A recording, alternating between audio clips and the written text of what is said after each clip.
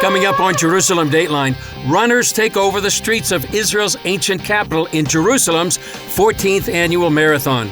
Plus, hitting hard in Gaza, the IDF continues taking territory for security zones. And Israel's ambassador to the U.S. speaks with CBN President Gordon Robertson about the nations taking a stand against the International Criminal Court. And one freed hostage, Sagui Dekel Chen, spreading hope through music. All this and more coming up on Jerusalem Dateline. Hello and welcome to this edition of Jerusalem Dateline. I'm Chris Mitchell, coming to you here at the Jaffa Gate, where you see thousands of runners participating in the 14th annual Jerusalem Marathon. We'll have more about the marathon later in the program, but first, here's the latest from our CBN News Desk. We are now dividing the strip and increasing the pressure step by step so that they will give us our hostages. And as long as they do not give them to us, the pressure will increase until they do. We're determined to achieve the objectives of the war, and we're acting relentlessly and with a clear line and a clear mission. And with God's help and that of our heroic soldiers, we will also achieve them. The IDF is closing in on controlling 30% of Gaza, and Israel is moving to create large buffer zones separating the two. Israel's defense minister now says Israeli troops are out to, quote, capture extensive territory that will be added to the state of Israel's security areas. Netanyahu believes this is the best way to free the remaining hostages since Hamas has rejected yet another ceasefire proposal from Israel. The Israeli deal would see 11 hostages freed, but Hamas is only offering 4. On another diplomatic front, former Arkansas Governor Mike Huckabee is one step closer to becoming America's ambassador to Israel. The Senate Foreign Relations Committee voted Wednesday to advance his nomination to the full Senate for a confirmation vote. Hamas has released a corrected list of Gazans killed in the war, which shows that 72% of the fatalities are men between the ages of 13 and 55, a category that aligns with Hamas combatants. Fact checkers have for months been saying Hamas's estimates of Gazans killed in the war are inflated, and its claims that 70% of the casualties are women and children is false. Israel is continuing its aggressive new policy to strike Hamas with growing force until the terror groups gives up the remaining hostages, disarms, and leaves Gaza. We've attacked more than 600 terror targets throughout Gaza. We've eliminated more than 250 terrorists, including 12 senior members of the Hamas terrorist organization and in its government branch. All of them are terrorists. All of them took part in the October 7th massacre.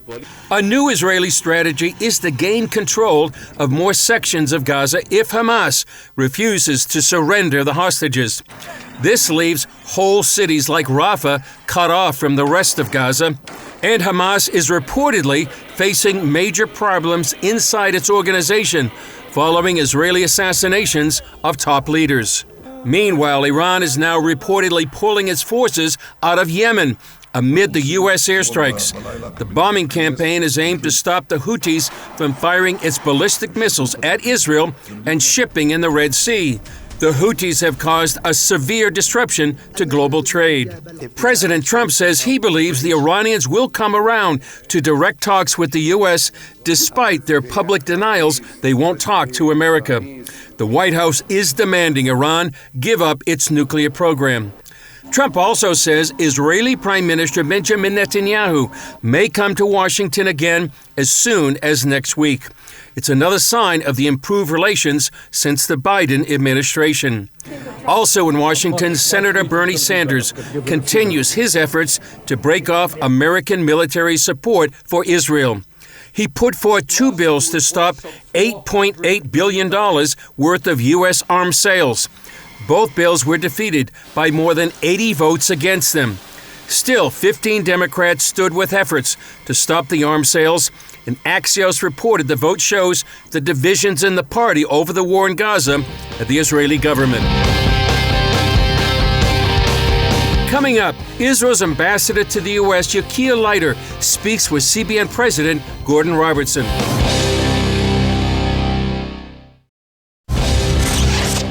CBN President and CEO Gordon Robertson recently spoke with Dekel Leiter. He's the new Israeli ambassador to the U.S.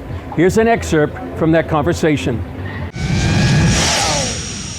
Born in Scranton, Pennsylvania, Ambassador Dekel Leiter answered the call of his heritage and immigrated to Israel at 18. He eventually would serve as Chief of Staff to then Finance Minister Benjamin Netanyahu, where he helped shape Israel's economic and political landscape. Beyond his public service, however, Leiter's story is marked by profound personal sacrifice. As the IDF responded after October 7th, his eldest son, Major Moshe Leiter, father of 6 and a commander in Israel's elite Shaldog unit, gave his life in Gaza. He led one of the first units inside Gaza in order to defeat Hamas and help free the hostages. Now, as the ambassador steps onto the world stage, Leiter carries with him both the mantle of diplomacy and the heart of a grieving father, a testament to the enduring spirit of a nation. He speaks with conviction, addressing regional challenges, advocating for Israel's security, and championing the cause of peace through initiatives like the Abraham Accords. He also brings a deep faith in God rooted in the Hebrew Scriptures, and now he represents the Jewish state at one of the most critical times in its modern history. Well, Dekel Leiter is Israel's ambassador to the United States. He joins us now from our bureau in Washington, D.C. for more on this story and for more on Israel and the Middle East. Ambassador, it's a great honor to have you with us today. Good morning, Gordon. It's great to be with you. I prefer to be in Virginia Beach, but I'll have to settle for Washington this morning. Well, maybe next time you can come down, and we'd love to host you here at Regent University to talk to the students. I think it would be a great thing. I'd love to do that. Let's turn our attention to Gaza, the hostage negotiation, the ongoing war. What's Israel's long-term strategy? Well, first of all, we have a short-term strategy, and that's getting the hostages out. I mean, this is just a really mind-boggling situation. We're in the 21st century, and this isn't a bank robbery that's gone wrong and hostages have been taken. This is a group of terrorists supported by Iran that took hostages, keeping them underground in dungeons for the sake of exacting terror upon our civilians, releasing their prisoners who are guilty in many cases of killing innocent people. So we first have to do everything we possibly can to have our hostages released by these terrorists. We're applying maximum military pressure right now. We've supported the efforts, really the superhuman efforts of Steve Witkoff, the president's personal envoy to the Middle East, negotiating through Qatar and Egypt with the Hamas to get our hostages out. So that's primary. Long term is to ensure that Gaza will never again become a Hamastan, an Iranian base to launch missiles and carry out terror attacks against our civilians. This is a very personal story with you. You lost your son Moshe, and it's an incredible story. I think the whole world needs to know. Here, he had spent 15 years in Special Forces. He had witnessed what doctors were doing to save lives on a special mission, and so he decided to go into medical school. The first day of his residency was supposed to be October 8th, and October 7th obviously interfered with that, and he led the attack. He was on the front lines leading the attack, and he lost his life. And so, may his memory be a blessing. What memory do you want the world to have of your son? He was just a great human being. As you said, after spending 15 years in special ops and carrying out operations that are still classified, he was chosen to lead the division into Gaza on the first day of the war. And he said to his brother there in the picture, who was one of his soldiers, he said, listen, we may be afraid of war, but let's get in there and bring our hostages home. He was someone who loved people, loved life. I could see him tomorrow leading negotiations with our neighbors to enter into an era of normalization and peace. He was that kind of person who could lead battle, but also lead the battle for peace. He was just a beautiful human being, the oldest of my 8 children, and the father of 6. He left me 6 beautiful orphans, and many, many fond memories. But I know that he knew what he was fighting for, and that's for humanity, really, for the Jewish people, the Jewish state, for democracy in the Middle East, and for civility between nations. Still ahead, analysis from Yigal Carmon from the Middle East Media Research Institute on the possibility of a joint U.S.-Israel strike against Iran. Today you see a victorious Jerusalem, a joyous Jerusalem. Pretty remarkable when you consider that Israel is facing a war on 7 fronts. We talked with Yigal Carmon from Memory about one of the biggest threats facing Israel right now, Iran. Take a look. Yigal, many people are expecting a possible strike by Israel against Iran's nuclear facilities or the possibility of a joint U.S.-Israel attack. What are you hearing? What are you seeing there in memory.org? We see that the Iranians are taking it very seriously, and suddenly they change their known position. We don't talk to America. No, they correspond with America. They are scared to their bones that it's coming. And indeed, the administration realizes that there is no solution to the whole Middle East, no plans, no agreements, no nothing, as long as Iran is there with this regime. Now, we talked about it in the past that you don't need to operate armies. You just have to support the minorities, the ethnic minorities in Iran that are struggling for their freedom under the yoke of the Ayatollahs. This would have been enough. You don't need American boots on the ground, no planes in Diego Garcia, nothing. You just help those who need and deserve your support. But then I would also put a question, why do we need planes in Diego Garcia for that? There is the biggest CENTCOM base in Qatar. You need to bring them from Diego Garcia? Yes, because the Qataris would not allow to use them from a CENTCOM base. And people will tell you, oh, we have to accommodate Qatar because the biggest American base. Well, when America needs this base, they cannot use it. And they stated it. So they need, but what I'm saying, and I repeat, you don't need to go to war against Iran. Support the ethnic minorities that are being downtrodden, that are being repressed, that fight for their lives and their freedom. Support them. Leave it for them. Yeah. And one final question, Yigal.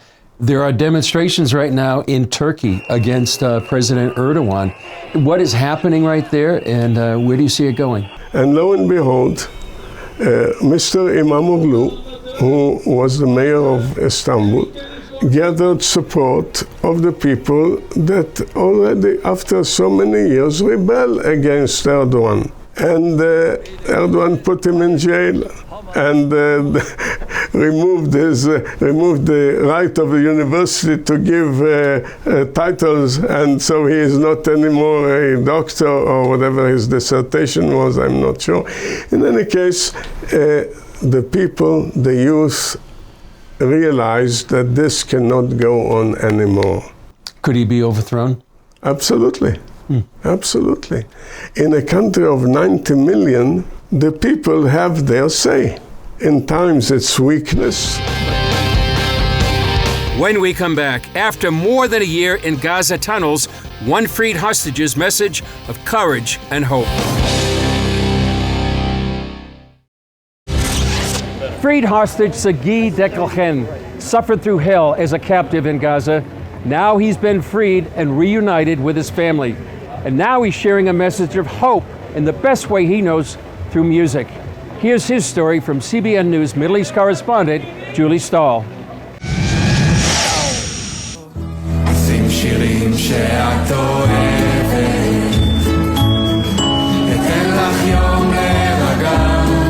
Less than 2 weeks after his release from Hamas captivity, Israeli-American Sagui Dekel Chen recorded a song, Keren Shemesh, which is Hebrew for sunbeam. אני לא זמר, אני אבא ששר.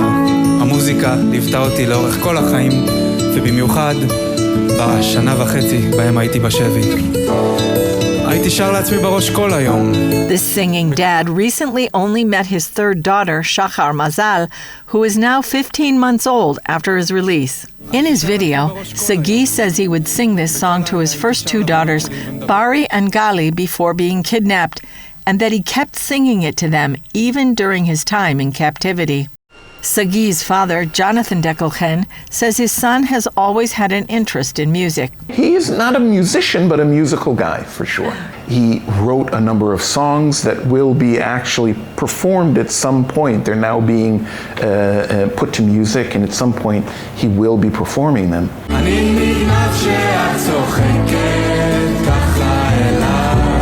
Jonathan adds, singing this particular song, written by Benaiah Barabi, is Sagui's way of giving back. And so he had an urge to give hope to Israelis who support the cause of the hostages, which is well over 80% of our population in Israel, and to somehow perhaps give hope to those hostages who he left behind. In the video, Sagui speaks to the hostages. הנפש שלכם צריכה גוף חזק. הגוף שלכם צריך נפש חזקה. תנגבו את הדמעות, לכו לפינה של החדר ותשירו איתי. The Dekel Chen family shares a history with music and helping others. In 2014, Jonathan, Sagui, his brother Itai, and a young woman, Tamar Kedem Simantov, established the Bikurim Youth Village for the Arts. We created together a national village for the arts in Israel, a residential boarding school whose purpose was to offer and provide to highly talented, highly motivated high school age kids in Israel from the vast part of the Israeli population where to get a really great arts education. On October 7th, Hamas terrorists murdered Tamar, her husband Johnny, and their 3 small children in their home in Kibbutz Nir Oz. That led to her former students' desire to honor Tamar's memory and sing songs on behalf of Sagui. When they chose to sing Keren Shemesh, Sagui decided to join them.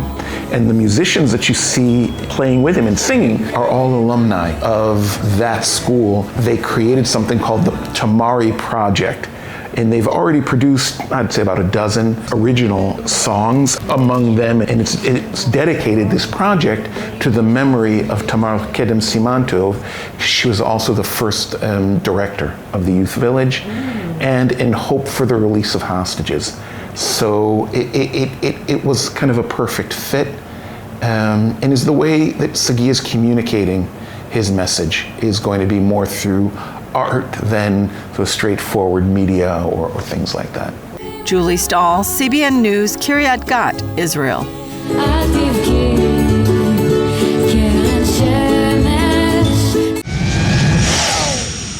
Today is a day when you see Jerusalem at its best. Runners from all over the world coming to enjoy the sights of Jerusalem and the beautiful spring weather. Here's more of the sights from today's race. 3, 2, 1. בוקר טוב ירושלים. קדימה, מרתון ווינר ירושלים 2025. It's a holiday for Jerusalem, and I'm very excited to open the 14th marathon in Jerusalem.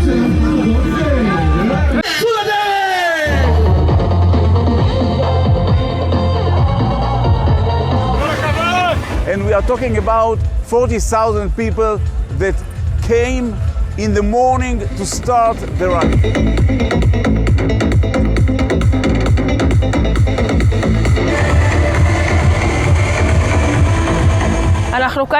We're here to remind ourselves and all the world there are still those who are waiting. And I'm here to say, don't forget and don't give up until the last hostage comes home.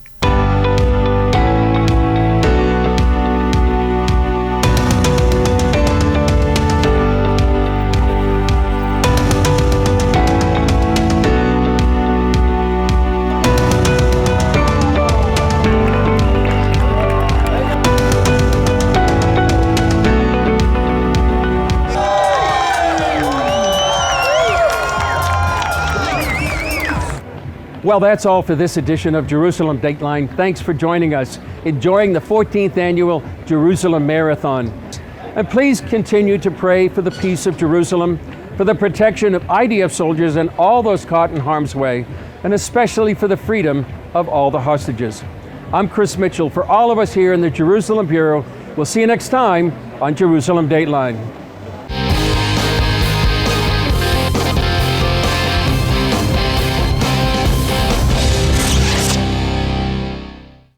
Alpha